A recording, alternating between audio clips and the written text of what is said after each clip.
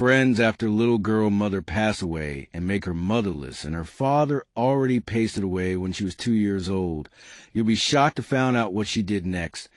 It's a story of struggle, compassion, and unexpected turn of events. You won't believe what happened. Make sure to watch this video to the very end, and if this story moves you, give the video a like.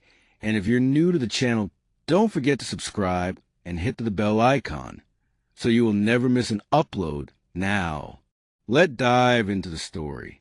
In the heart of Nairobi, Kenya, where dusty roads meet laughter, music, and the smell of street chapati, a quiet girl walked to school with no shoes, an empty stomach, and a heart full of silence.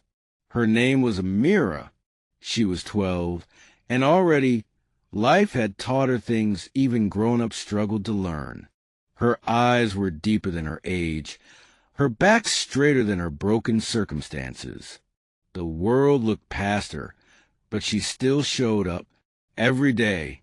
What she didn't know, what no one could have predicted, was that a woman she barely knew, a teacher with her own burdens, would rewrite Amira's destiny with nothing but compassion, grit, and belief.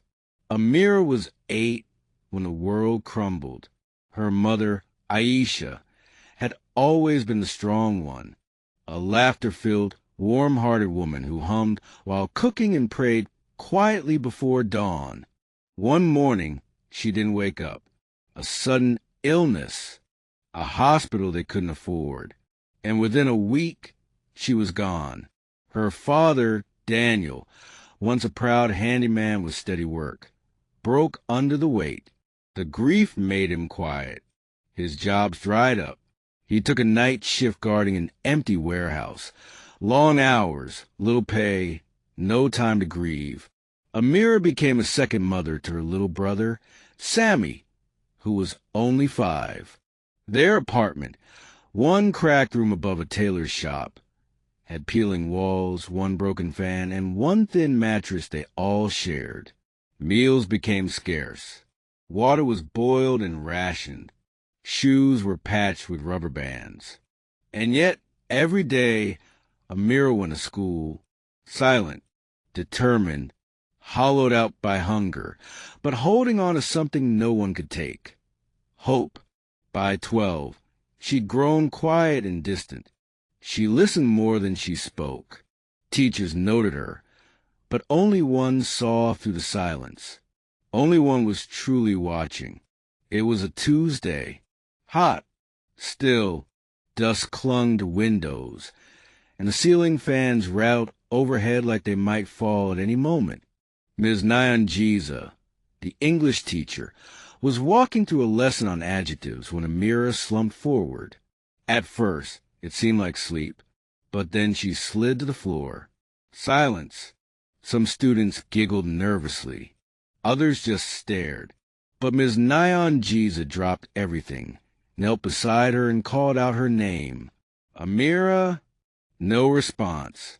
With help from another teacher, she carried the unconscious girl to the nurse's room. She sat beside her, fanning her with a folded paper. When Amira finally stirred, her eyes fluttered open. Ms. MR.GB leaned close. Amira, when did you last eat? There was a pause, a beat of shame, then barely audible, 2 days ago. It shattered something inside her. Ms. MR.GB didn't wait. She left school grounds during her break, ran across 2 dusty roads, and returned 20 minutes later, sweaty, out of breath, but holding a warm container. Rice, beans, a boiled egg, and sweet milky tea. She fed Amira slowly like a mother would, wiped her mouth with tissue, sat with her until she could stand, and then, in a voice filled with quiet resolve, she said, "You'll never go hungry again, not while I'm here." From that day on, every school morning, Amira found a small lunchbox on her desk. Sometimes it was bread and avocado, sometimes beans and chapati, and almost always the note, "For my fighter, you matter. You're not alone. Amira didn't speak much, but her eyes changed, just a little, a flicker of belief. And that flicker, it was all Ms. Nyanjiza needed. But food wasn't enough. Amira's school fees were overdue, uniform torn, books falling apart. Her attendance was at risk. So Ms. Nyanjiza went further.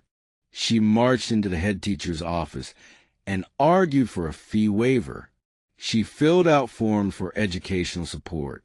She reached out to a friend who worked at the Ubuntu Scholarship Foundation, and when they asked about the family, she visited Daniel herself. He was proud, stiff, and ashamed. "No, thank you," he said. "We manage." But Ms. Nyanjiza looked him in the eye.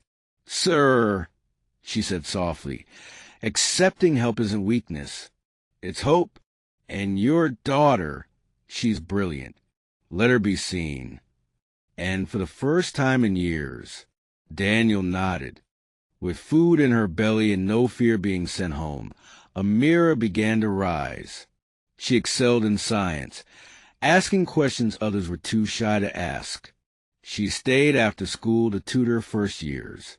She began volunteering at a local community clinic, shadowing nurses. Her report cards were glowing, her eyes brighter, her silence slowly replaced by determination. When she turned 15, something extraordinary happened. She was offered a full scholarship to a medical preparatory program in Canada. Daniel wept the day she boarded the plane. He held her hand until the final call. Ms. Nyanjiza, standing nearby, handed Amira a simple pen. "Use this to write a better story," she said. "Not just for you, for others too." And with that, Amira stepped into a new world. 6 years passed. Amira returned, not just with a degree, but with purpose. She had seen how systems failed poor families, how girls with dreams were cut short. She had vowed to change that, and she did. She arrived at her old school one morning, unannounced, carrying something unexpected, the keys to a brand new science lab, built in honor of her mentor. The plaque read, "The Nyanjiza Science Center, where hope begins." The students, wide-eyed, looked at her in awe. The barefoot girl from before, now a doctor, she walked the same dusty halls. But this time she walked in power. But Amira wasn't done. She found Ms. Nyanjiza in a small rental home, retired and caring for her aging mother. Her body was thinner now, her hands a little slower, but her eyes just as kind. Amira dropped to her knees. "You saved me," she whispered. "Let me save you." Within weeks, Ms. Nyanjiza had a new home, medical care, a caregiver for her mother, peace. Amira called every week, visited often. On Sundays, they drank tea and read novels. "I didn't do much," Ms. Nyanjiza once said. "You did everything," Amira replied. Today, Dr. Amira Ibrahim runs a women's health clinic in Nairobi. It provides free checkups, maternal care, counseling, and scholarships to aspiring female students. Above the front desk hangs a plaque dedicated to Ms. Nyanjiza, the teacher who taught me that hunger should never silence a dream.